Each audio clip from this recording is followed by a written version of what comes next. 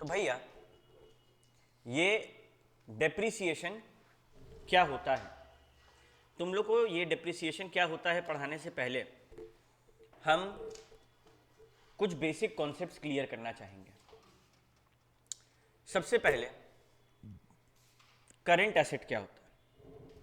एक साल के अंदर सर जिसका ऑपरेटिंग साइकिल छोटा हो और क्या बोलते हैं एक साल के अंदर जो कैश कन्वर्टेबल हो कैश एक साल में कन्वर्ट हो जाए कैश में, या फिर जिसका ऑपरेटिंग साइकिल छोटा हो, राइट? ये बीच में और है कि एंड है?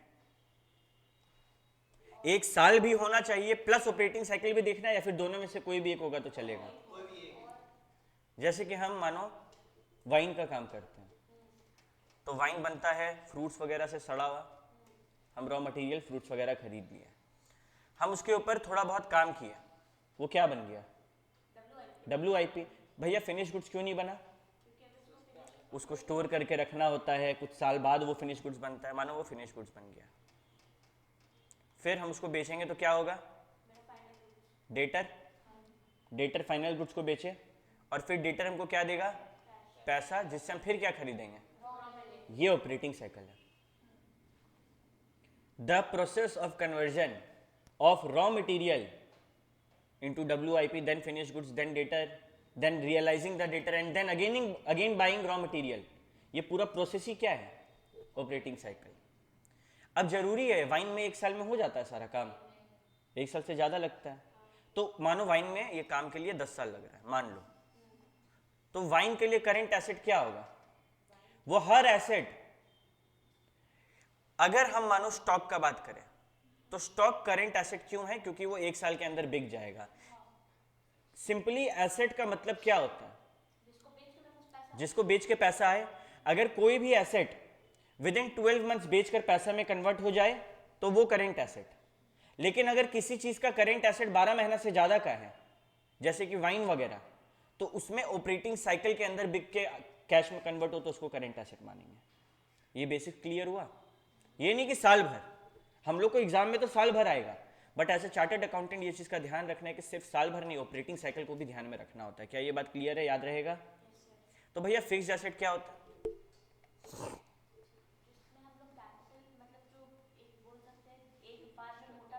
Which is not a current asset. तुम बोली एक बार में मोटा पैसा लगा रहे हैं, हम 500 रुपए के वो कुर्सी खरीदे हैं, ये तो पतला पैसा है, क्यों? मोटा पैसा वाला लॉजिक फेल। समझ रही है बात को? तो हम जो बोल रहे हैं उसको ध्यान से बोलना है। जो चीज करंट एसेट नहीं है वो फिक्स्ड है। करंट एसेट क्या नहीं होगा? फर्नीचर नहीं, I mean when we will define it, वो क्या नहीं होगा? जिसको एक साल से ज्यादा लगे या फिर एक ऑपरेटिंग साइकिल से ज्यादा टाइम तक वो कैश में कन्वर्ट होने में लगाए। क्या कोई टफ बात है? नहीं है? समझ आ रहा है बात? अब हम लोग इस पे बात करते हैं, डेप्रिसिएशन किस पे लगता है? क्या कभी करंट एसेट पे लगता है? फिक्स्ड एसेट पे लगता है? क्यों?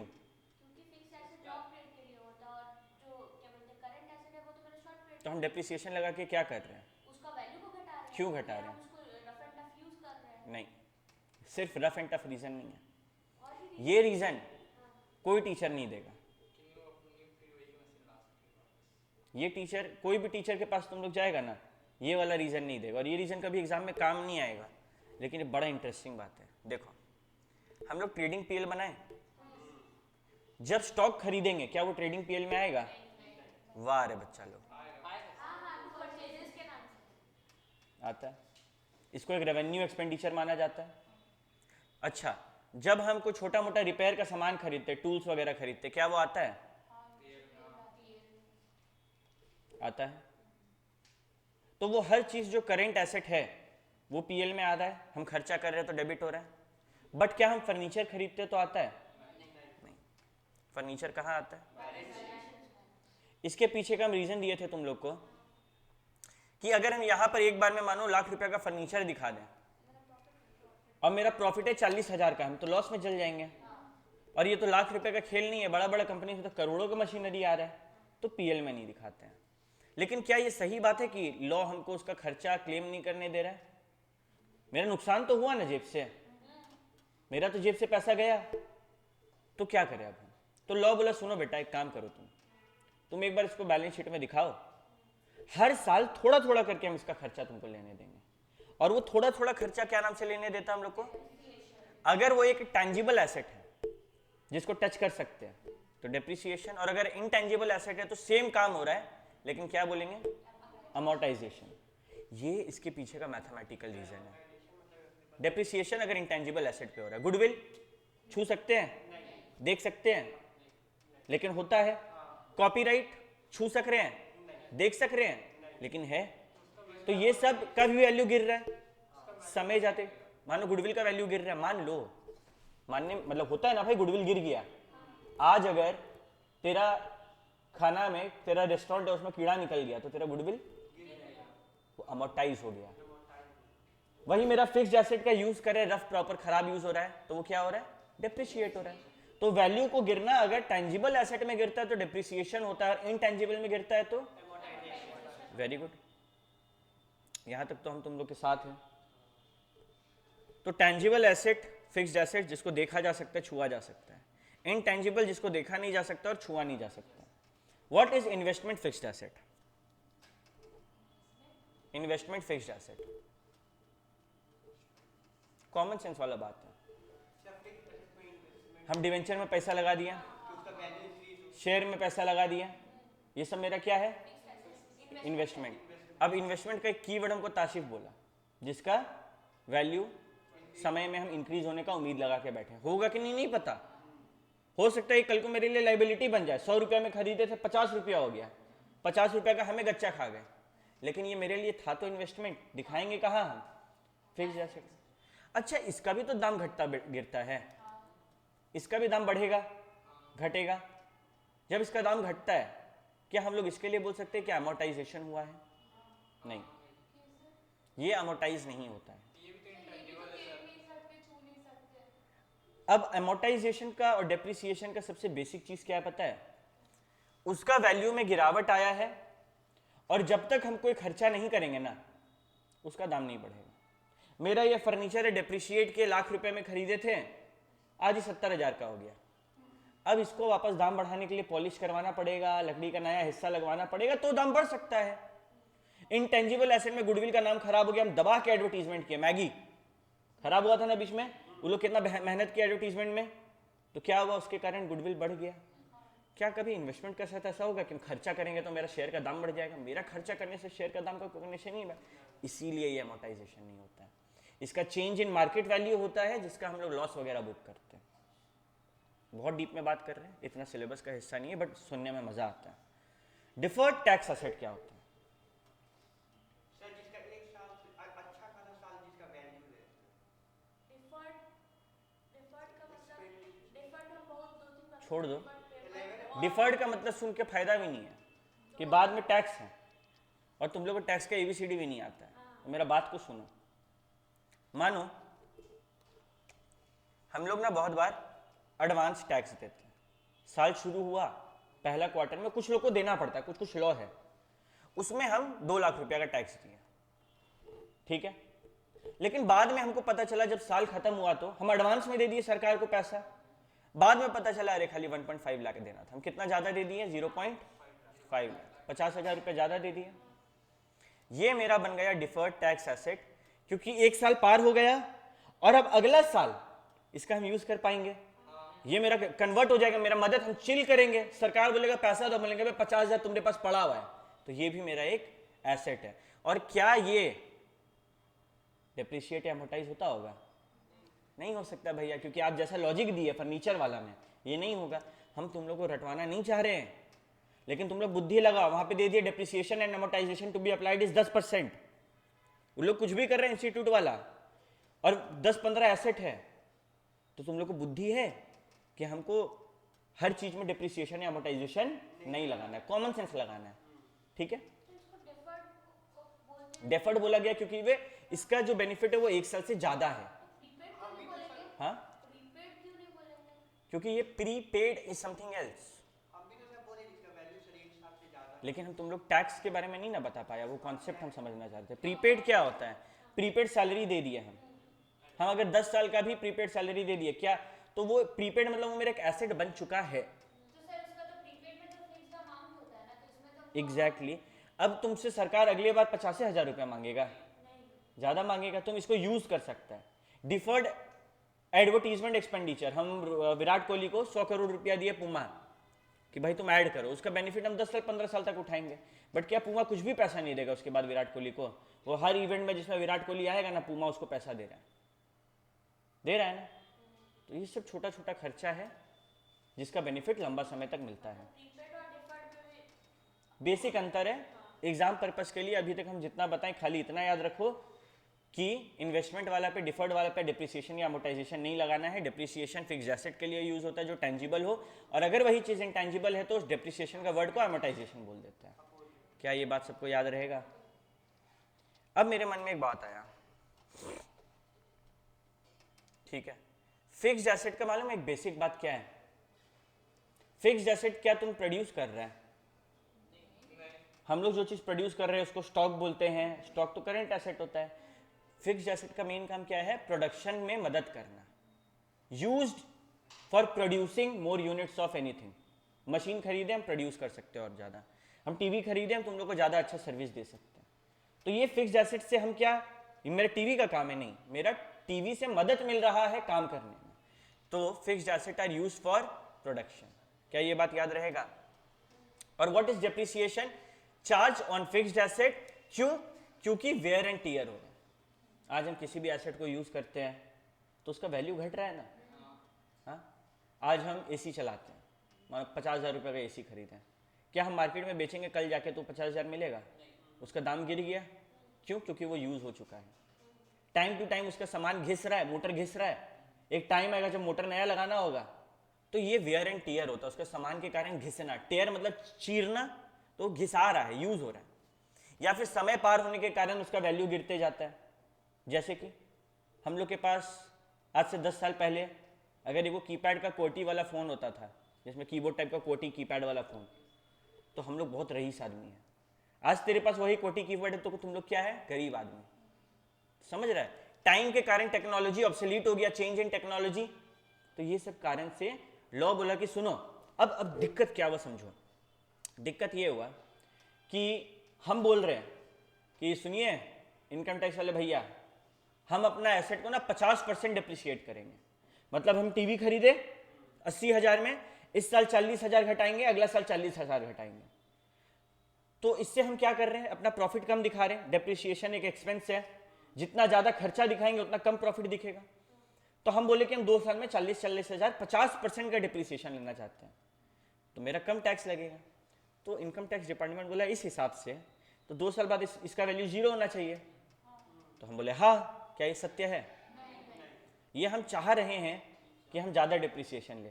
तो क्या डिप्रिसिएशन हम लोग अपना मर्जी से ले सकते हैं कि उससे रिलेटेड लॉ वगैरह बना हुआ होगा? बना। मजे का बात यह है ना कि इनकम टैक्स एक्ट अलग डिप्रिसिएशन बोल रहा है कुछ चीज़ों को लेके, और अकाउंटिंग जो लॉज है, अकाउंटिंग स्टैंडर्ड्स, वो अलग बोल रहा है। तो क्या भैया हम लोग को दोनों याद करना है? समय आने पे दोनों याद करना है।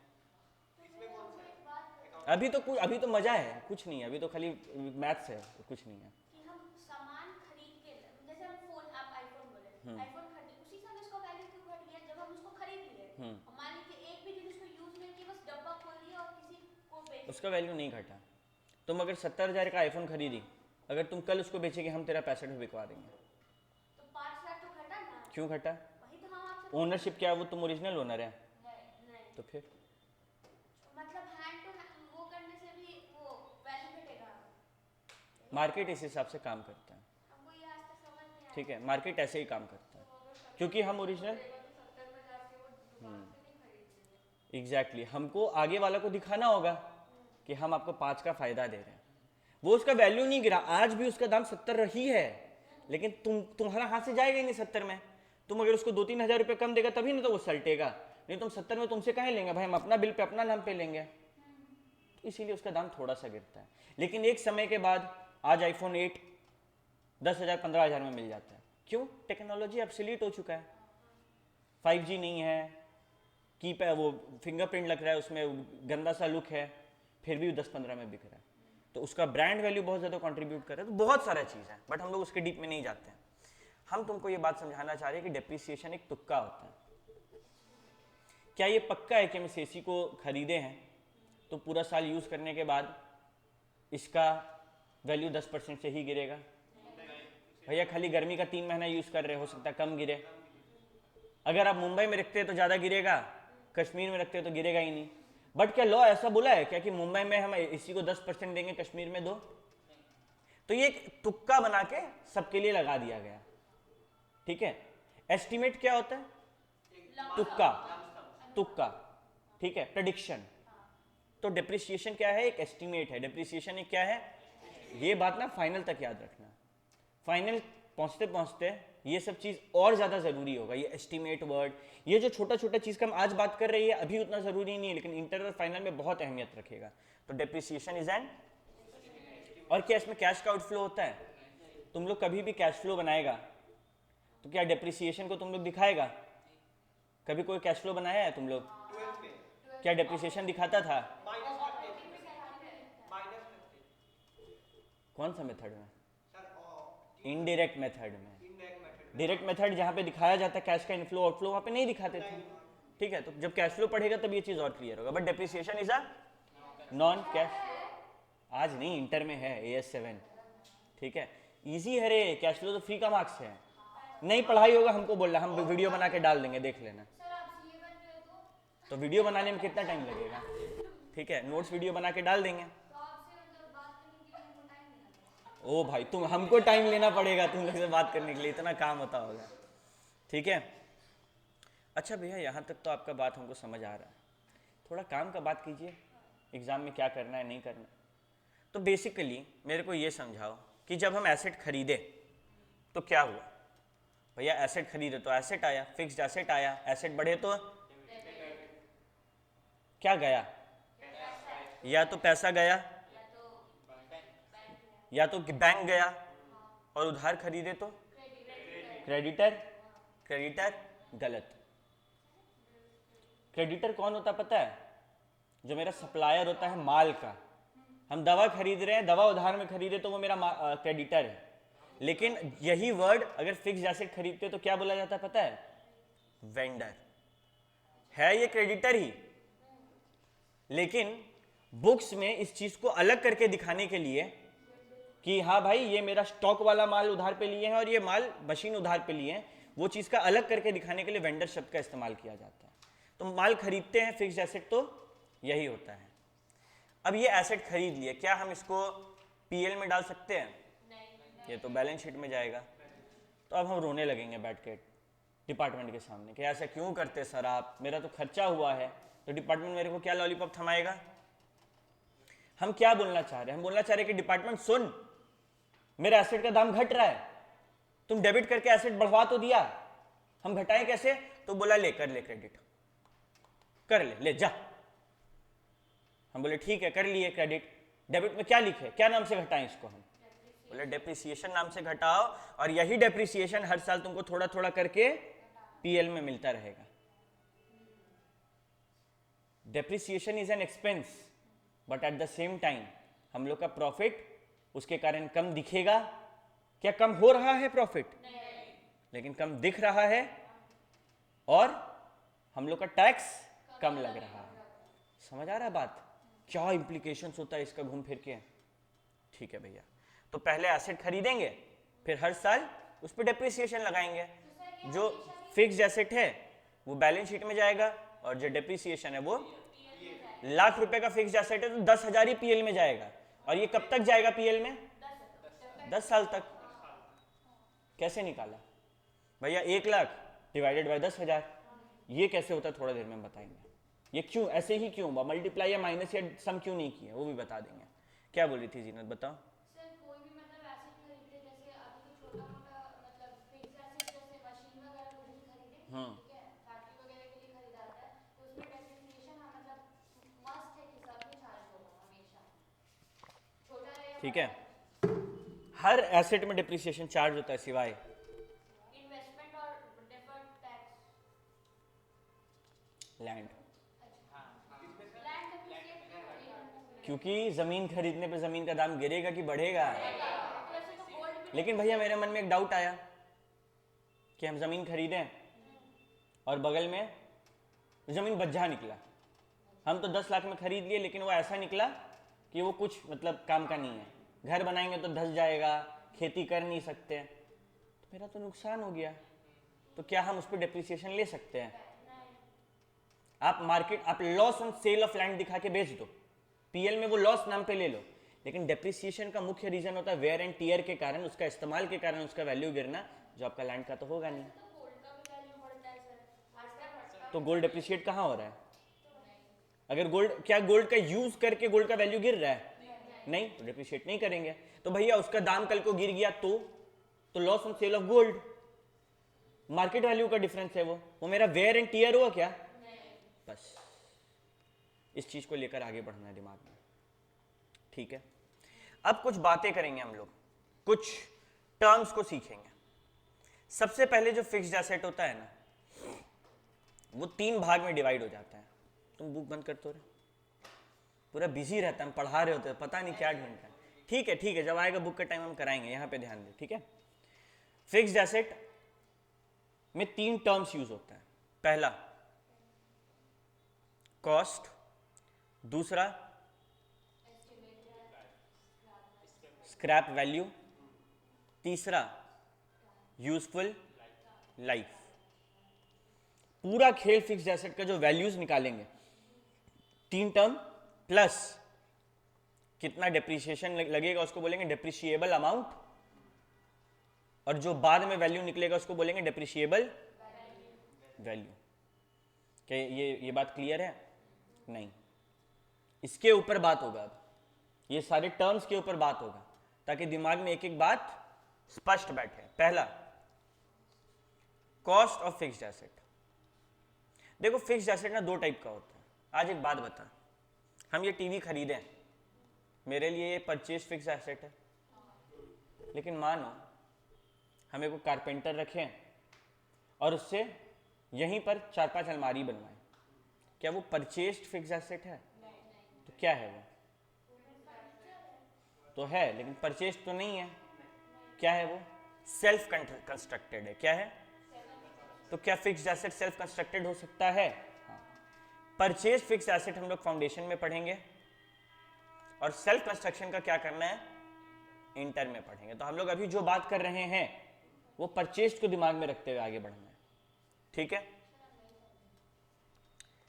तुम्हारे घर में कभी बढ़ई मिस्त्री है, फिर आया है अब कारपेंटर, वो एक सामान बना दिया, वही सेम सामान मार्केट में मिलता है, हम उसको खरीद के लाते तो बोलते हैं फिक्स्ड एसेट परचेज किए हैं। लेकिन जब हम उसको कंस्ट्रक्ट करेंगे तो क्या हम बोल सकते हैं ये फिक्स्ड एसेट परचेज किए हैं? मेरा एसेट तो बढ़ा, लेकिन एट द सेम टाइम जब हम एक फर्नीचर खरीद के लाए, मेरे को उस अलमारी का दाम देना पड़ा और ट्रांसपोर्ट का दाम देना पड़ा। यहाँ पे तुम डेली दिहाड़ी देंगे कारपेंटर को, हम कील खरीद के लाएंगे, तो क्या वो सब हमको ऐड करने मिलेगा फिक्स्ड एसेट का दाम पे? ये तुम लोग को इंटर में समझना है। अभी हम तुमको ये समझाएंगे कि मानो तुम फिक्स्ड एसेट खरीदा, ठीक है, तो उसमें क्या क्या चीज आएगा, क्या क्या चीज आएगा। हम एक एसेट खरीदे, मानो हम एक मशीन खरीदें, ठीक है। कभी तुम लोग देखा है पानी का जार? पानी का जार, उसका जो पानी बनता है, क्या वो नॉर्मल नल का पानी को जार में भर रहा है? क्या कर रहा होगा? एक मशीन फिल्टर खरीदता होगा। तो हम वो वाला मशीन खरीदे, परचेज प्राइस मान लो, हमको रेट नहीं पता, 1 लाख रुपया। क्या ये मेरा कॉस्ट ऑफ फिक्स्ड एसेट हुआ? है ना, मेरा बैलेंस शीट में हम ये दिखा सकते हैं। लेकिन बात ऐसा हुआ कि जब हम उससे लिए तो वो 5% डिस्काउंट पूरा दुनिया को दे रहा था, तो ये क्या हो गया? ट्रेड डिस्काउंट 5,000 रुपया। क्या ये माइनस करने हमको मिलेगा? है ना, मिलेगा ना, क्योंकि ये सबको मिलता है। क्या कैश डिस्काउंट माइनस करने मिलेगा? क्योंकि वो सबको नहीं मिलता है, वो हम पहले पेमेंट किए तो हमको मिला। बट कैश डिस्काउंट का क्या होगा आगे बात करेंगे। अच्छा, टैक्स का बात करते हैं। इस पे जीएसटी देना पड़ेगा ना। मानो हम 5,000 रुपया जीएसटी दिया, तो जीएसटी माइनस कर दे, है ना। टैक्स को प्लस करेंगे, क्योंकि टैक्स के कारण इसका दाम बढ़ा कि गिरा? बढ़ा, तो दाम बढ़ाएंगे, तो माइनस नहीं करना भैया। डिस्काउंट दिए तो दाम गिरा था ना, टैक्स देने पे तो उसका दाम बढ़ गया, और रुपया देना होगा हमको उसको। पहले 95 में काम हो जाता, लेकिन अब पूरा 1 लाख ही देना पड़ेगा क्योंकि 5 तो टैक्स लग गया। ठीक है, तो प्लस हो गया। अच्छा, माल आएगा तो हम बोले कि सुनो भाई, तुम मशीन भेज रहा है तो तुम माल चढ़ा के भेज देना। वो बोला हम लोड कर देंगे, लेकिन हम इसका पैसा लेंगे। तो क्या ये मेरा कॉस्ट में लॉ ऐड करने देगा हमको? क्या तुम लोग माल बनाएगा तो तुम लोग को भी लोड करवाना पड़ेगा? तो सेम खर्चा तुम्हारा भी है, पूरा दुनिया का है, तो हमको कहीं नहीं लेने देगा वो। और यहां पर आएगा तो हम अनलोड करने के लिए कूली बुलवाएंगे, वो भी खर्चा लगा। मानो दोनों का खर्चा लगा 10,000 रुपये, 5-5 करके। ये क्या करेंगे? ऐड की माइनस। इसके कारण उनका खर्चा बढ़ा, दाम बढ़ा एसेट का, ऐड कर देंगे। सिमिलरली ट्रांसपोर्टेशन का लगेगा, जिसमें लोड किए हैं हम, तो लोड करने के लिए कूली को पैसा दिए। अभी जो मेरा ट्रक लाएगा, टेम्पू लाएगा, वो भी पैसा मांगेगा, तो वो मांगेगा हमसे 3,000 रुपया। ये ऐड होगा कि माइनस होगा? खर्चा बढ़ा, ऐड होगा। ठीक है। अच्छा, मशीन आने से नहीं होता है, मशीन लाके हम अपना रखवा दिए जगह पे, साइट पर, उसको इंस्टॉल भी तो करने के लिए आदमी आएगा। क्या हम इतना एक्सपर्ट है कि हम कोई भी मशीन इंस्टॉल करते हैं? हमको आता नहीं है, तो हम इंस्टॉलेशन चार्ज दिए। क्या ये सबको लगेगा? तो ये भी ऐड होगा। हम देख रहे हैं जो सबको होगा वही अलाउ कर रहा है। अभी हम कुछ चीजों को बोलेंगे जो तुमको लगेगा नहीं नहीं नहीं नहीं, ये सबके साथ नहीं होता है, तो ये हमको लॉ नहीं करने देगा। अब हम बोलेंगे इंस्टॉलेशन हमको सरकार दो, सरकार बोलेगा नहीं देंगे, तो हम क्या बोलेंगे? तुम हमको नहीं देगा, 100 करोड़ जनता बिजनेस कर रहा है देश में, सब तुम्हारे ऊपर चढ़ेगा, फिर अगली बार तुम्हारा सरकार ही नहीं आएगा, तो तुमको ये सब खर्चा देना होगा कॉस्ट में ऐड करने के लिए। क्लियर है? फिर आता है मजेदार चीज। मानो ये 2,000 रुपया लगा। अच्छा, मानो ट्रायल रन या एक्सपेरिमेंट हुआ, हम पानी लिए, पानी का फिल्टर बनाए। क्या ऐसा होगा कि हम मशीन को ऐसे टीका लगाएंगे, चालू करेंगे और बोतल बना के गैलन में डाल के बेचने लगेंगे? क्या करेंगे हम लोग? पहले उसको 2 से 4 बार यूज करके ये इंश्योर करेंगे कि मेरा प्रोडक्ट अगर मार्केट में गया तो किसी को नुकसान नहीं हो रहा है, मेरा प्रोडक्ट सही से चल रहा है। चलते टाइम ऐसा ना हो कि वो हिलने लगे और किसी को चोट लग जाए। तो ये सबके लिए क्या होगा? Trial run. इसमें भी खर्चा लगेगा। मानो 2,000 रुपया खर्चा लगा, ये ऐड होगा? क्यों? क्योंकि हर आदमी ये काम करेगा। ठीक है बच्चा लोग, वेरी गुड। अच्छा, ये ट्रायल रन जब होगा तो मेरे को कुछ पानी मिलेगा, वो पानी का हम क्या करेंगे? क्यों सैंपल देंगे? अगर हम उससे पैसा कमा सकते तो कहीं नहीं कमाएंगे।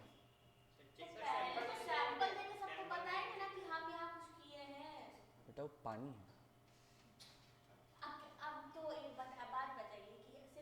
गलत जा रहा बेटा, तुम कितना भी कोशिश कर लो।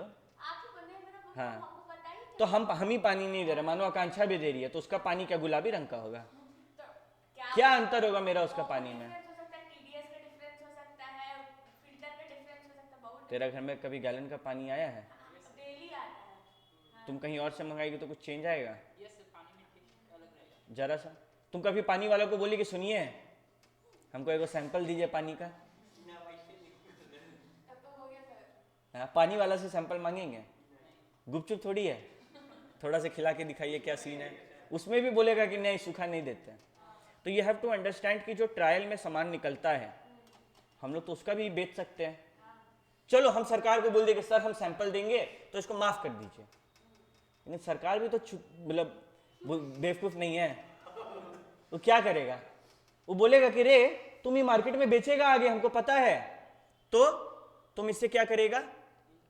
इनकम कमाएगा फ्रॉम ट्रायल रन। अब बताओ इसका क्या करें? 2,000 रुपये। वेरी गुड, तुम लोग एकदम सही रास्ता पे चल रहे हैं। कोई भी बच्चा के अंदर से आंसर आए कि क्या करे पता नहीं, सबको समझ आया माइनस करेंगे। क्यों? क्योंकि इसके कारण तुम भले ही अपना एसेट का कॉस्ट बढ़ा रहा है, थोड़ा सा बेनिफिट तो मिला ना, तो बेनिफिट माइनस किए। देखो ऊपर ट्रेड डिस्काउंट बेनिफिट मिला था तो माइनस किए थे ना।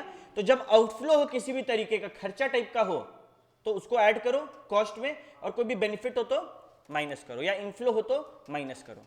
ये जो वैल्यू आएगा ना, ये मेरा कॉस्ट ऑफ एसेट है। ठीक है? कोई दिक्कत? किसी भी बच्चा को कोई भी दिक्कत? अब मानो यहां पर हमसे थोड़ा गलती हुआ। गलती ये हुआ कि जब हम मशीन चला रहे थे तो हम इंस्टॉलेशन को आदमी के बुलाए नहीं, इंस्टॉलेशन के लिए आदमी को, हम तो तेज हैं, हम बोले खुद से कर लेंगे ना, कोई दिक्कत नहीं। हम जैसे मशीन को चालू किए, मशीन यहाँ मेरे सामने रखा था, दुड़ुक दुड़ुक दुड़ुक दुड़ुक करके चलने लगा, क्योंकि हम उसको ज़मीन में फिक्स करना भूल गए थे। मशीन का प्रेशर इतना था, वो चलने लगा, पूरा टूट गया। और हमको फिर एक आदमी को बुला के, टेक्नीशियन को बुला के उसको बनवाना पड़ा। ये जो खर्चा है क्या मेरा कॉस्ट में ऐड होगा? इस सबको आपके जितना समझदार नहीं ना है भैया, सबसे ये गलती नहीं ना होगा, तो ये कॉस्ट में ऐड नहीं होगा, क्योंकि ये एक एबनॉर्मल लॉस है। तो क्या एबनॉर्मल लॉस ऐसे ट्रीट किया जाएगा? आइडिया माइनस करने देगा कॉस्ट में? कभी नहीं। वो भी नहीं करने देगा हमको माइनस। एबनॉर्मल गेन कैसे होगा वही पूछे, बताएगी हमको ये। ठीक है, क्लियर है यहाँ तक? बट एक बात बता, ये जो हम लोग बात की है, ये तो न्यू फिक्स्ड एसेट का बात की है, लेकिन क्या मार्केट में सब ऐसे ही काम करता है? हम लोग जैसे गरीब लोग धंधा शुरू करेंगे, पापा को बोलेंगे पापा सुनिए मेरे पास बिजनेस आइडिया है। पापा बोलेंगे क्या? तो तुम लोग बोलेगा 5 लाख रुपया दीजिए और हम लोग पानी का प्लांट लगाते हैं। पापा बोलेंगे बेटा सुनो, भाड़ में जाओ, 5 लाख रुपया नहीं है। तो तुम लोग क्या बोलेगा? कितना दे सकते हैं आप? पापा बोलेंगे हम 2 लाख रुपया दे रहे हैं। तो तेरा दिमाग में पहला काम क्या आएगा? खर्चा को तुम लोग कैसे मिनिमाइज करेगा? सेकेंड हैंड खरीद लेंगे भैया मशीनरी। तो चलो, तो हम लोग एक ओल्ड मशीन खरीदें। सवाल उठता है क्या इसका कॉस्ट में मेरे को डिप्रिसिएशन मिलेगा?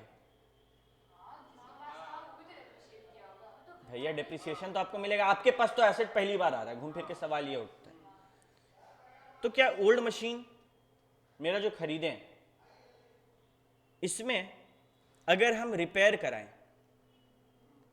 मेंटेनेंस कराएं, तो इसका कॉस्ट ऐड होगा कि माइनस होगा कि कुछ नहीं होगा? ऐड होगा। तो हम क्या किए, पानी का मशीन खरीदें। हम नहीं खरीदें, मानो जीनत खरीदी पानी का मशीन, और जीनत बोली कि भैया ये जो मशीन है ये ब्लैक रंग का है, मेरे को पिंक पसंद है, तो हम इसको पिंक करना चाहते हैं। और वो इसको पिंक कराई, रिपेयर एंड मेंटेनेंस का खर्चा है, क्या ये ऐड होगा? क्यों नहीं होगा? तो भैया वो हर खर्चा जो कंपलसरी हो वही आएगा।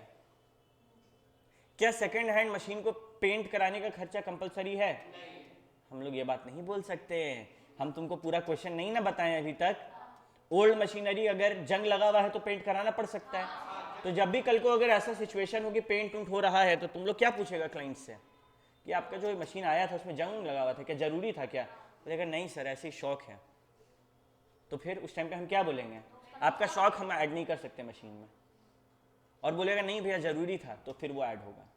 तो वो हर रिपेयर मेंटेनेंस जो ओल्ड मशीन पे पहली बार करेंगे ताकि उसको यूज कर सके, जैसे कि उसमें नट बोल्ट नहीं है तो नट बोल्ट लगवाएं, वो खर्चा ऐड करने देगा। एग्जैक्टली जो हम उसको वर्किंग कंडीशन में लाने के लिए खर्चा करेंगे वो कॉस्ट में ऐड। हम लोग सीए हैं, हम लोग बोलेंगे प्रूफ दीजिए। हम लोग थोड़ी छोड़ेंगे, हर चीज के लिए प्रूफ मांगेंगे हम लोग।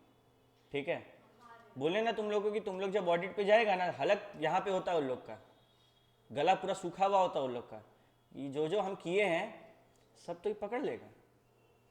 तो हम लोग को जो इज्जत वहाँ पे मिलेगा ना, तो सब लोग इंस्पेक्टर के नाते हम लोग को लोग ट्रीट करेगा। क्योंकि अगर हम लोग को इंस्पेक्टर जैसे ट्रीट नहीं किया तो सही में इंस्पेक्टर के सामने खड़ा होगा। ठीक है, क्लियर है ये बात?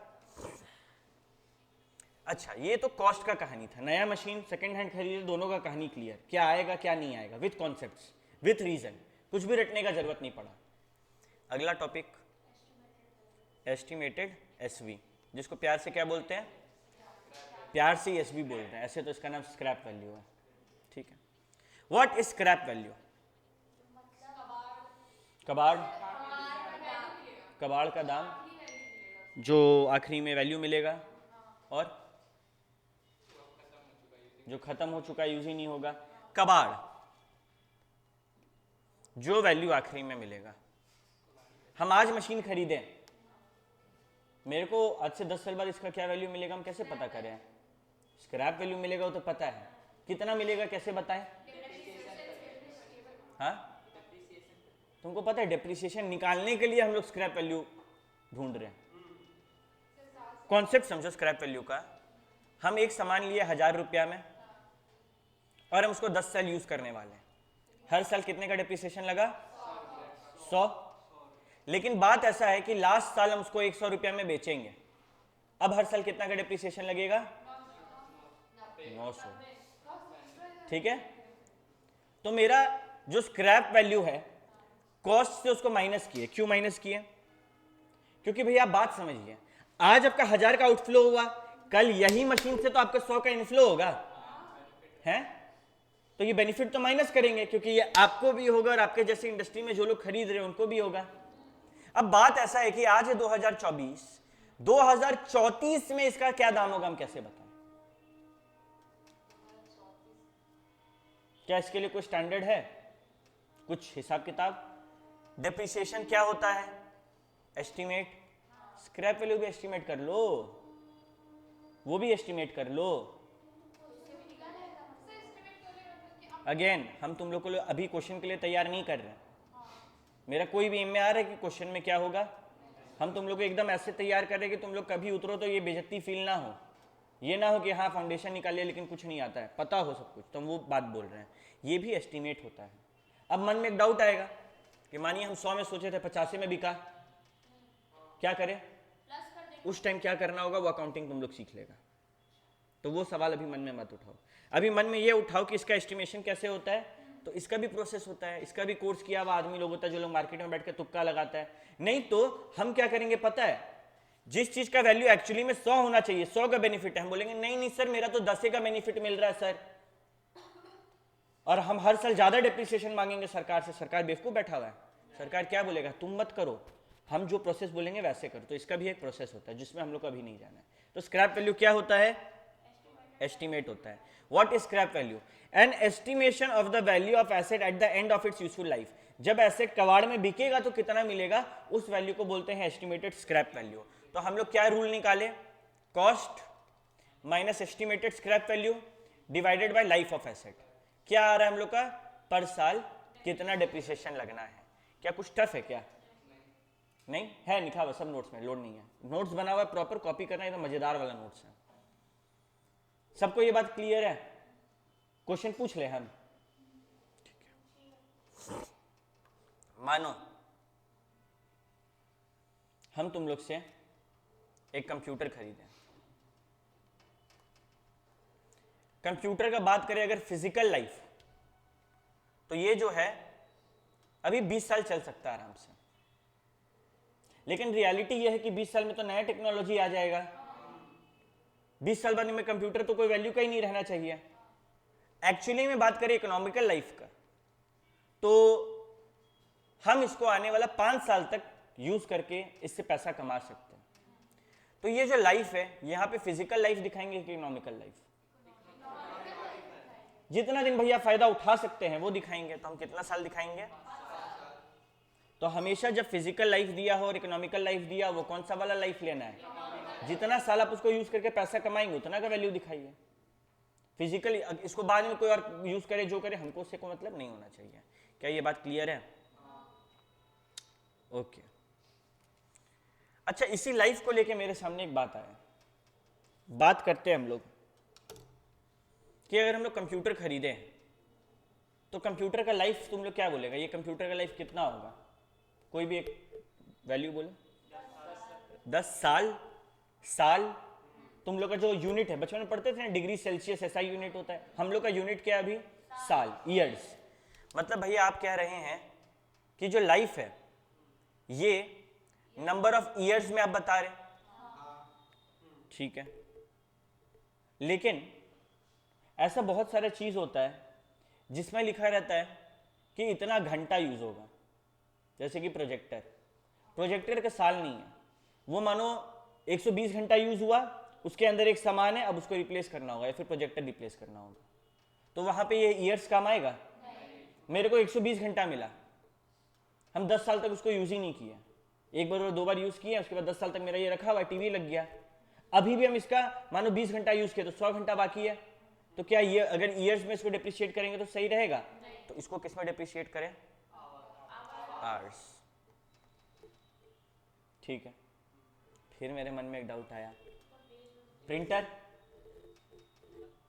प्रिंटर कितना साल यूज होता है, किस पर निर्भर करता है? उसका नंबर ऑफ यूनिट्स जो वो निकाल रहा है। अब एक प्रिंटर एक दिन में 500-700 पेपर निकाल रहा है, वो जल्दी खराब हो जाएगा। और एक प्रिंटर जो 2-3 महीना में एक बार प्रिंट कर रहा है, वो सालों साल चलेगा। तो ये किस पे काम कर रहा है प्रिंटर? यूनिट प्रोड्यूस्ड पे। किस पे? तो जो भी लाइफ होता है वो 3 तरीके से दिखाया जा सकता है, या तो ईयर्स, या तो आवर्स, या फिर यूनिट प्रोड्यूस्ड। क्या कोई दिक्कत? ठीक है भैया, यहां तक आपका बात। अभी हम लोग सारा बात को ना दिमाग में डालते जा रहे हैं, क्लास खत्म होने से पहले एक बार हम रिवाइज करवाएंगे तो सब कुछ दिमाग में बैठेगा। अभी खाली एक बात को समझना है, आगे बढ़ना है। देखना जब रिवीजन कराएंगे टक टक सब आएगा दिमाग में। ओके भैया, तो ये अभी तक हम लोग जो पढ़े वो हम लोग का बेस बना दिया, और अगर बेस मजबूत होता है तो मकान मजबूत बनता है। अब हम लोग जो पढ़ेंगे वो एग्जाम का हिस्सा है, मेथड ऑफ डेप्रिसिएशन। क्या होता है आओ देखते हैं। मेथड ऑफ डेप्रिसिएशन 3 तरीके से होता है। कौन सा 3 तरीका? किस बेसिस पे करेंगे? जैसा जिंदगी वैसा डिप्रिसिएशन। अगर ईयर्स वाला है तो उसमें 3 मेथड है, अगर आवर्स वाला है तो उसमें मेथड है, यूनिट्स वाला है तो उसमें 1 मेथड है, और टोटल ये 5 मेथड पढ़ना है। एग्जाम में 5 में से 1 आएगा, सॉल्व करना है, जर्नल एंट्री या लेजर मांगेगा तो बना के देना है, मार्क्स आ गया।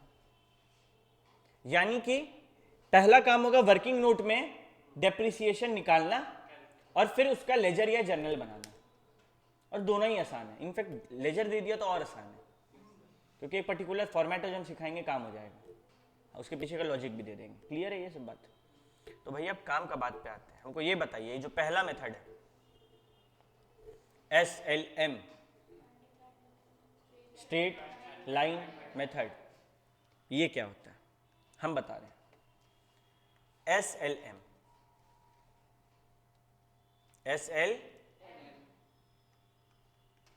स्ट्रेट लाइन मेथड, या फिर FIM फिक्स्ड, 3 ही आई है। इंस्टॉलमेंट मेथड, फिक्स्ड जैसा कि नाम बोलता है, fixed instalment method, straight line method. इसका कहने का मतलब है कि अगर तुम 1000 का सामान खरीदा और पहले साल तुम 100 घटाया, 900 वैल्यू आया, अगला साल भी 100 घटाओ, 800 वैल्यू आया, अगला साल भी 700 वैल्यू आया। ऐसे हम कब तक करके 100 घटाएंगे? जब तक 0 ना हो। तो हमको बताओ ना, हम कितना बार 100 घटा रहे हैं? 10 बार। कैसे निकाला? 1000 था वैल्यू, डिवाइडेड बाय कितना टाइम उसको यूज किया। यही तो हम पूछे कि कितना टाइम यूज किया, तुम लोग बोला 10। तुम लोग ये क्या बोला? इतना टाइम यूज किया, ये लाइफ है, तो तुम लोग किससे डिवाइड किया? इज इक्वल टू, यानी कि भैया आपका कहने का मतलब है cost divided by life is equal to depreciation. समझ रहे मैथ्स? अगर हमको लाइफ निकालना है तो लाइफ ऊपर ले जाएंगे और डेप्रिसिएशन नीचे। अगर हमको कॉस्ट निकालना है तो लाइफ ऊपर ले जाके डेप्रिसिएशन से मल्टीप्लाई कर देंगे। ये मैथ समझ आया? यहां तक तो मजा आता था। जिंदगी में दुख आता है ना भैया, जब स्क्रैप वैल्यू भी आ जाए तो क्या दुख आता है? अभी भी लाइफ निकालना है तो लाइफ ऊपर ले जाओ, डेप्रिसिएशन नीचे ले आओ। स्क्रैप वैल्यू निकालना है तो स्क्रैप वैल्यू को x मानो और सॉल्व कर दो। ये सब तो आता होगा, समझ रहा है? Plus minus. तो भैया स्ट्रेट लाइन मेथड का मतलब है एक बार जो खर्चा लगा हर बार उतना ही खर्चा मिलेगा हमको। ठीक है। अब मेरे मन में एक डाउट आया कि भैया ये जो आप निकाले 100 रुपया, ये तो रुपया लिखे, हम लोग जब बचपन से डिप्रिसिएशन देख रहे हैं उसमें तो हम लोग परसेंटेज देख रहे हैं। इस 100 रुपया की जगह अगर आप 10% बोल देंगे तो हम लोग क्या करेंगे? 10/100 ये 10% कैसे निकलेगा? ये 100 से 10% कैसे निकलेगा? कैसे निकाले? 100 जो डिप्रिसिएशन लगा डिवाइडेड बाय कॉस्ट जो 1000 रुपया लगाए थे इनटू 100, यानी कि फॉर्मूला क्या बना? डेप्रिसिएशन बाय कॉस्ट परसेंट में कन्वर्ट करने के लिए 100। कॉस्ट इतना है जिसका कितना परसेंट हर साल कम करना है हमको? 10%। तो ऊपर में डिप्रिसिएशन लगा दिया। क्या कोई दिक्कत? तो दो फॉर्मूला सीखे। Formula 1, cost minus scrap value divided by useful life is equal to depreciation, और दूसरा डिप्रिसिएशन बाय कॉस्ट इनटू 100। बहुत बार होता है कॉस्ट पता है और रेट भी दे दिया, तो डिप्रिसिएशन कैसे निकलेगा? सीधे मल्टीप्लाई कर। अरे कॉस्ट भी पता है, रेट भी दे दिया, तो डिप्रिसिएशन कैसे निकलेगा? ऊपर जाके इनटू हो जाएगा, डिप्रिसिएशन निकल जाएगा। क्या कुछ बहुत टफ है क्या? ये सब मजा वाला बात है ये तो। चलो, तो ये स्ट्रेट लाइन वैल्यू मेथड है। तुम लोग को क्या लगता है ज्यादा बेटर मेथड कौन सा है? ये फॉर्मूला 1 जो कि cost minus scrap value by useful life, या फिर percentage method? Percentage method. A को परसेंट निकालो और वही लगाते रहो, ठीक है? जब तुम सरकार को बोलेगा कि सरकार हम 100 रुपये का डिप्रिसिएशन लगाएं, तो सरकार को मेहनत लगेगा, वो कॉस्ट पता करेगा, फिर वो एक परसेंटेज निकालेगा, फिर वो समझेगा कि चलो 10% लगा रहे हैं, ठीक है? लेकिन अगर तुम बोलेगा कि हम 10% लगाएं, तो उसको तुरंत मेहनत ही नहीं लगेगा। तो वो लोग क्या बोला, क्या प्रेफर करने के लिए? ये बात क्लियर है? एक बात मेरे मन में आया कि एक एसेट अपना आखिरी सांस ले रहा है, उस पर पूरा डिप्रिसिएशन लग चुका है, उसका अंत में क्या वैल्यू निकलेगा? Scrap value. बच्चा लोग क्या करता है, बोलता है भैया इस एग्जाम्पल में आप बोले हैं कि 1000 से 100 माइनस करो, 100 माइनस करो, 100 माइनस करो, लास्ट में वैल्यू 0 हो जाएगा। यहाँ पे हम लोग स्क्रैप वैल्यू माइनस किए थे ना, तो लास्ट में वैल्यू क्या होगा? यहीं जाके रुकेगा। Let me show you. 1000 रुपये का सामान है, लास्ट में इसका वैल्यू मानो 500 रुपया होता है, ठीक है? और मेरे नज़र में ये 5 साल चलेगा, तो कितना डिप्रिसिएशन आया? 100 रुपया, ठीक है? चलो करके देखते हैं। 1000 का माल है, पहला साल क्या वैल्यू हो गया? दूसरा साल क्या वैल्यू हो गया? तीसरा साल 700, चौथा साल 600, पांचवा साल में खत्म हो जाना चाहिए। पांचवा साल, अरे ये तो 0 नहीं हुआ, ये कहाँ आए हम लोग? तो क्या 0 होगा जरूरी है? अगर उसका कोई स्क्रैप वैल्यू है तो वहां पे जाके रुक जाएगा। ये फॉर्मूला का डिजाइन ऐसे किया गया है। क्या ये बात क्लियर होगा? किसी बच्चा को दिक्कत? देखो ये आंसर, ये 5 लाख का सामान है, इस पे 80,000 का डिप्रिसिएशन लगाना है एसएलएम बेसिस पे, तो हर साल कितना माइनस हो रहा है? 80,000, 80,000, 80,000, 80,000, 80,000। लास्ट में क्या वैल्यू आया? अभी यही काम हम लोग 1000 रुपया करके दिखाएं। अच्छा भैया, मेरे मन में एक डाउट आ रहा है कि अगर परसेंटेज मेथड लगाएंगे तो आंसर अलग आना चाहिए। नहीं भैया, क्यों अलग आएगा? देखिए 5 लाख का 16%, 80,000 माइनस तो 80,000 ही हर साल होना है, लास्ट में वैल्यू तो वही आना है। तो चाहे परसेंटेज दिखाओ चाहे फॉर्मूला दिखाओ, वैल्यू कभी बदलेगा? नहीं बदलेगा, ठीक है? मेन दिमाग में क्या हटाना है? 2 बात, 2 फॉर्मूला बस। एक रेट के तरीके से एसएलएम निकलेगा, एट लास्ट हमको पहला साल का वैल्यू निकालना है, वही वैल्यू को आखिर तक लेके जाना है, जो वैल्यू आखिर में बचेगा उसको क्या नाम दे देंगे हम? Scrap value. क्या ये बात क्लियर है? अच्छा चलो, तो तुम लोग को क्वेश्चन देखते हैं, ठीक है? एक एसेट है, ठीक है, जो कि 4 लाख का है, ठीक है?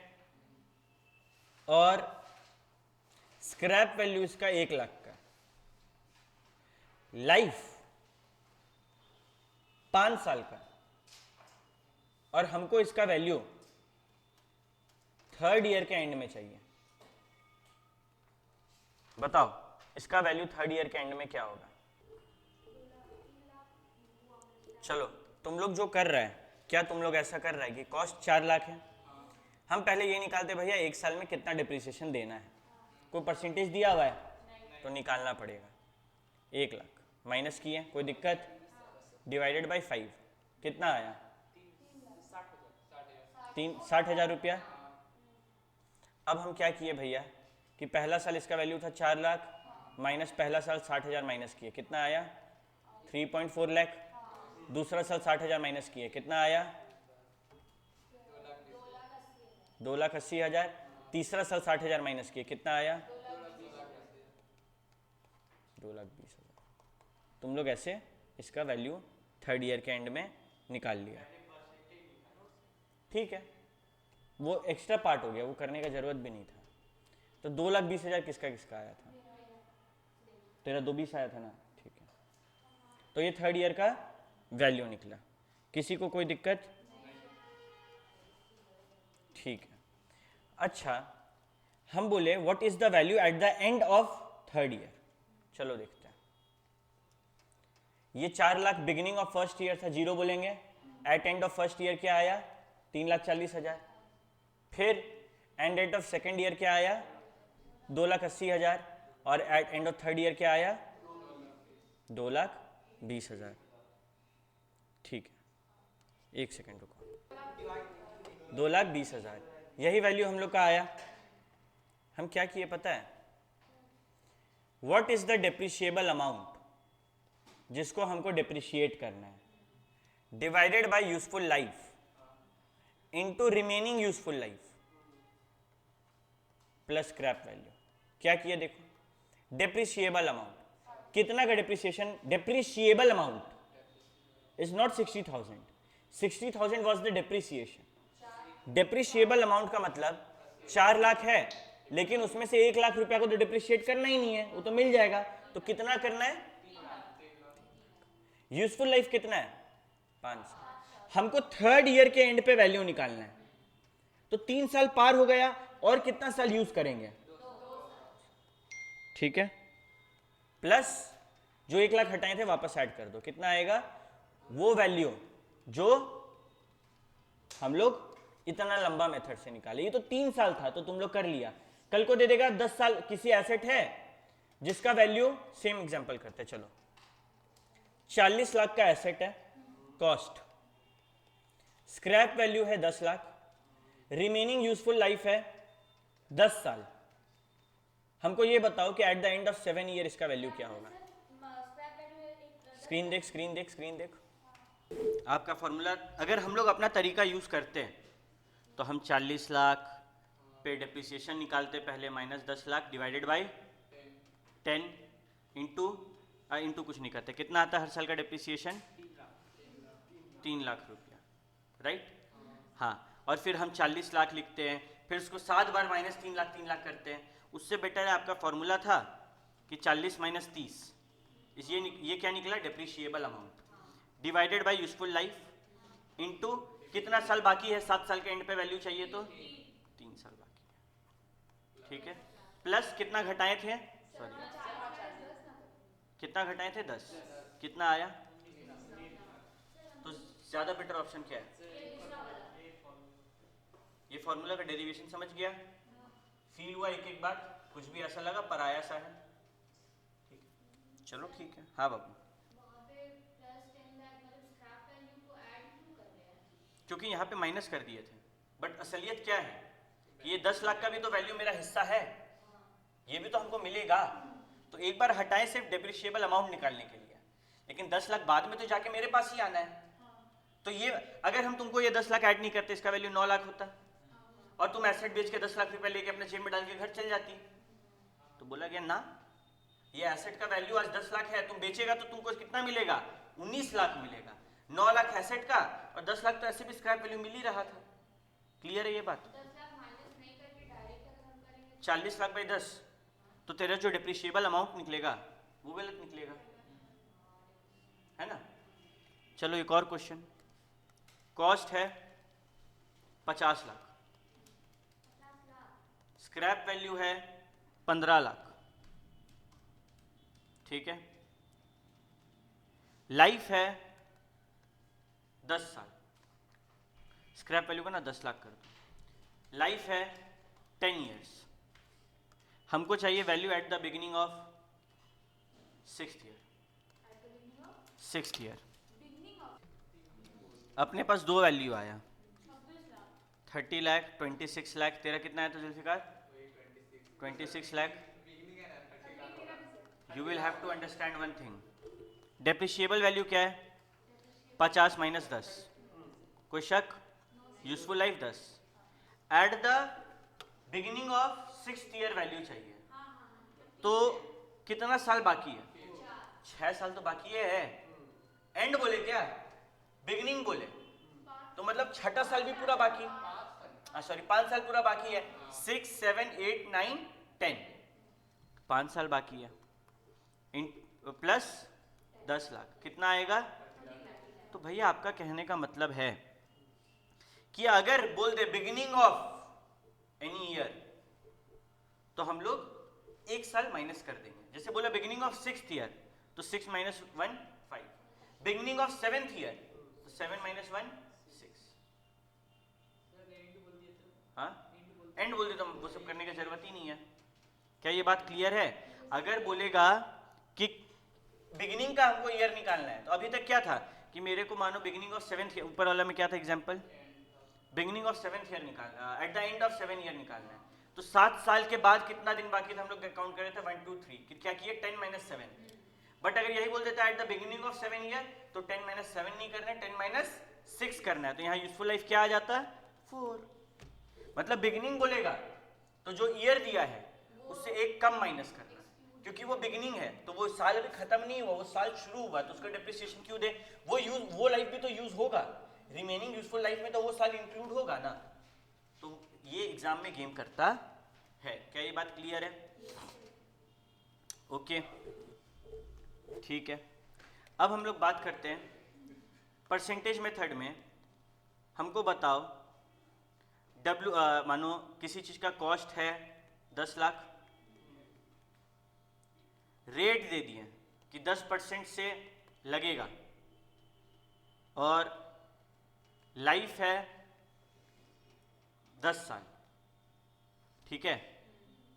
हमको ये बताओ value at the end of 4th year क्या होगा?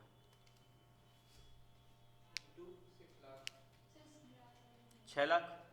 कैसे निकाला?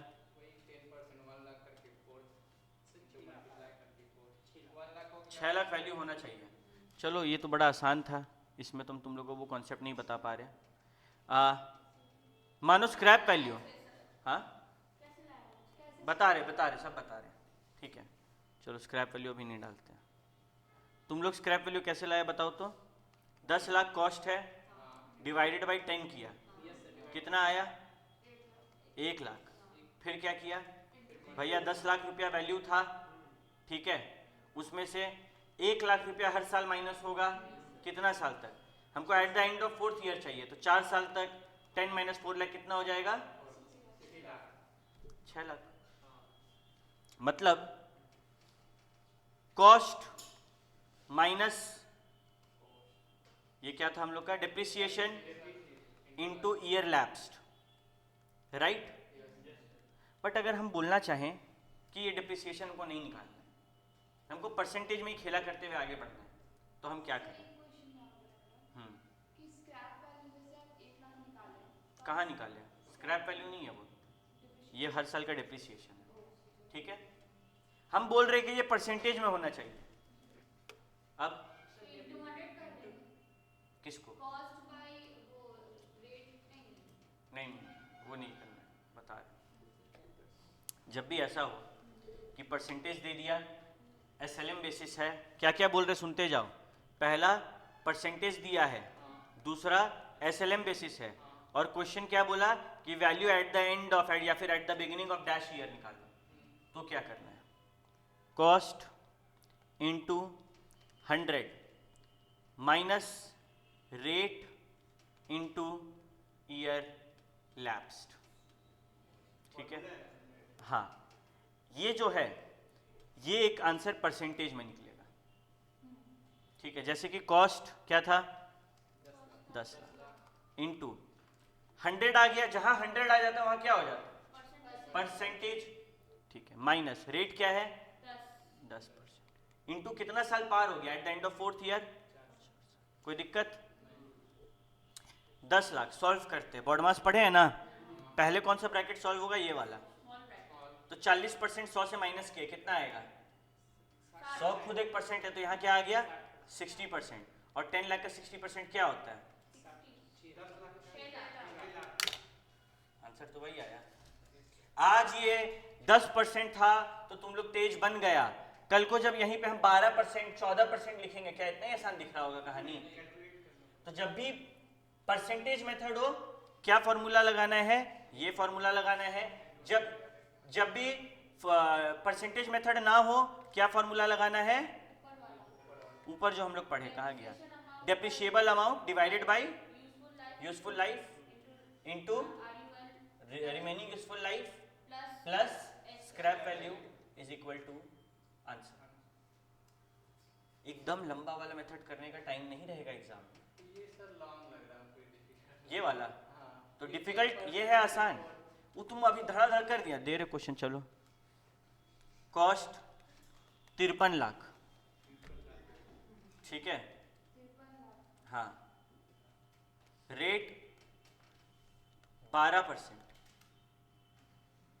और हमको लाइफ 70 साल, ठीक है? और क्या बचा?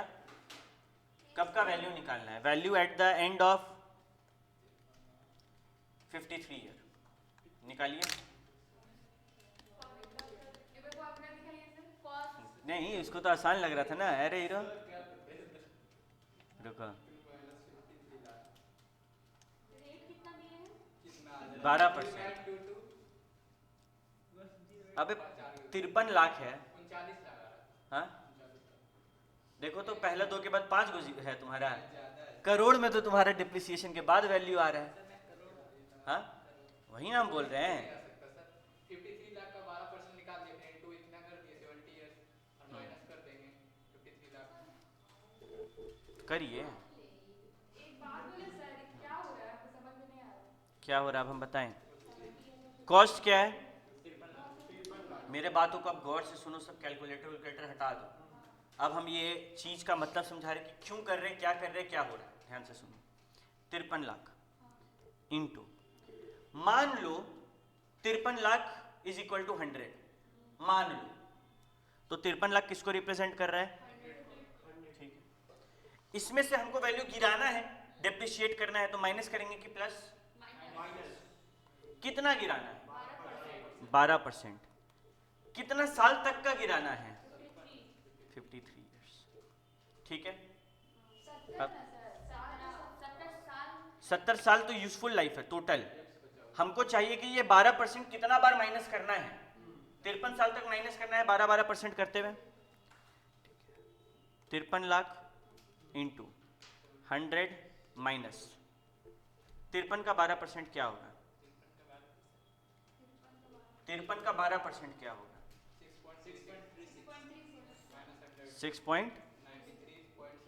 93.64। अब 53 इंटू 9, देखो हम कर दे रहे हैं क्योंकि सब नहीं सुन पा रहे। मेरा कितना वैल्यू था? 100, जिसमें से, एक सेकंड रुको, जिसमें से कुछ गड़बड़ा रहा मामला। एक सेकंड रुको। तुम कह रहा है कि इसके बीच का आंसर आया 90।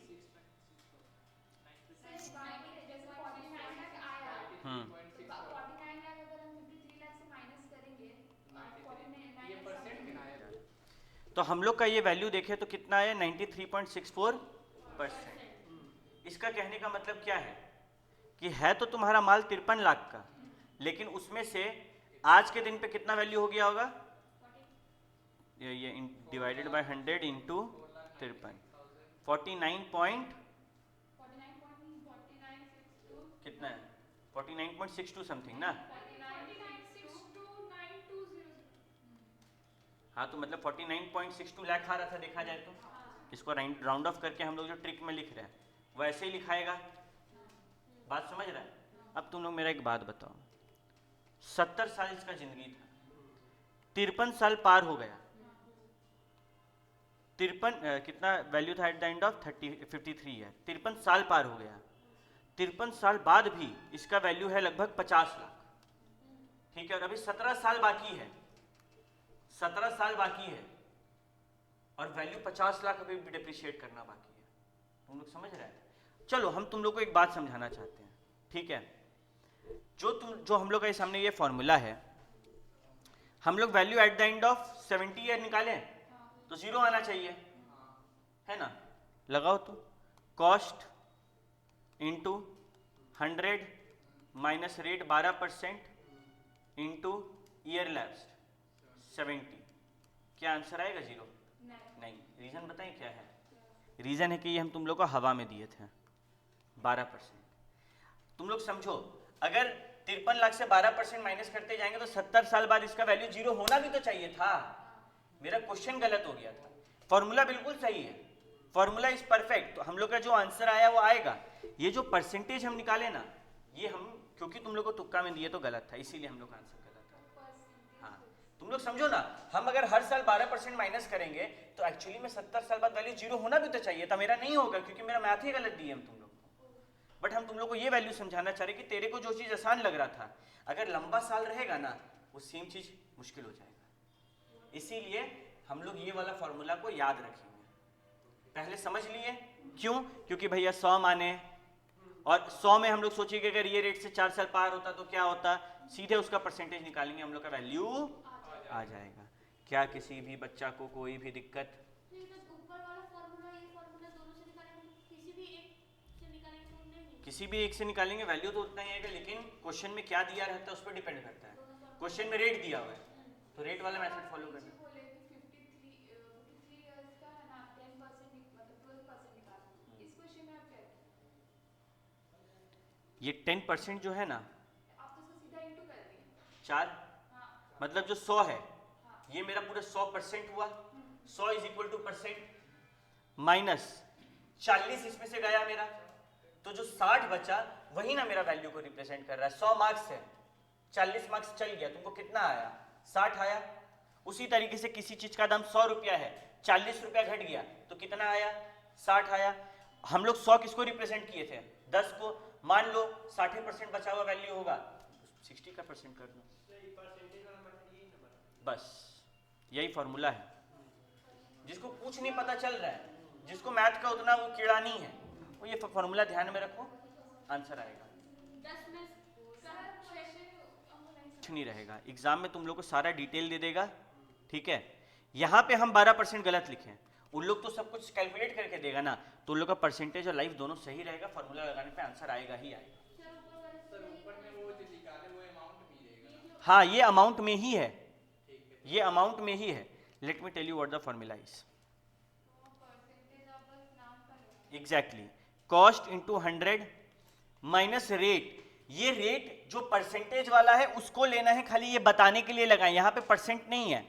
रेट इंटू ईयर लैप्स्ड, ये बंद हुआ, जो आया ये परसेंटेज में रहेगा, क्योंकि ये ऑलरेडी परसेंटेज में चल रहा था, ये ऑलरेडी परसेंटेज में चल रहा था, तो आंसर भी परसेंटेज। रेट के लिए जगह 10 लिखेंगे, 20 रहेगा तो 20 लिखेंगे। क्या ये बात क्लियर? हाँ, 100 नहीं लिखेंगे, 100 तो यहाँ लिखते हैं। क्या ये बात क्लियर हुआ? ठीक है।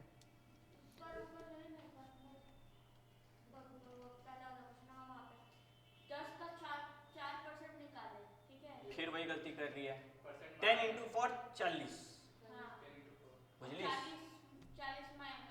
100 माइनस 40 60। अच्छा एक बात बताओ, तुम लोग से एक सवाल पूछते हैं। बचपन में ना एप्टीट्यूड पढ़ा है तुम लोग?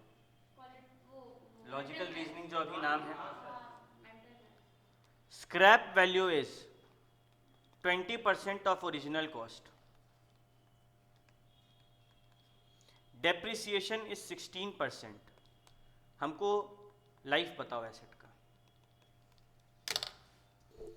मानो ओरिजिनल कॉस्ट नहीं पता, 100 मान ले। 100 क्यों मानते हैं? Let it be x. 500 मानना, 500 मानो, वो चीज़ और कॉम्प्लेक्स होता जाएगा। 100 में 2 जीरो हटाना पड़ेगा खाली, इंटू 1 या फिर बाय 1 कुछ भी, क्या होगा आंसर वही रहता है। तो scrap value is 20% of original cost, ठीक है, मतलब scrap value is 20% of original cost, कितना आएगा 20, और डेप्रिसिएशन इज 16%, ठीक है। तो 16, मतलब हम लोग का कहने का मतलब है हम लोग को ये भी दे दिया, ये भी दे दिया, ये लेवल में घुसते ही नहीं है। हम लोग क्या करते हैं, 100 वैल्यू माइनस माने स्क्रैप वैल्यू, इसमें से कितना बच रहा है, हटा दो, कितना बचा हाथ में 80, डिवाइडेड बाई हर साल कितना परसेंट, ये 100 भी तो परसेंट है, एक्स ले लेते तो ये नहीं कर पाते, लेकिन ये 100 भी तो परसेंट ही माना जाता है। What is 1%, 1/100, what is 100%, 100/100, percent मतलब 100, तो ये 100 एक परसेंट है, उसमें से 20 माइनस किए और उसमें से परसेंट को डिवाइड कर दिया, परसेंट परसेंट कटा, क्या बचा 100 माइनस 20/16, 5 साल जिंदगी है।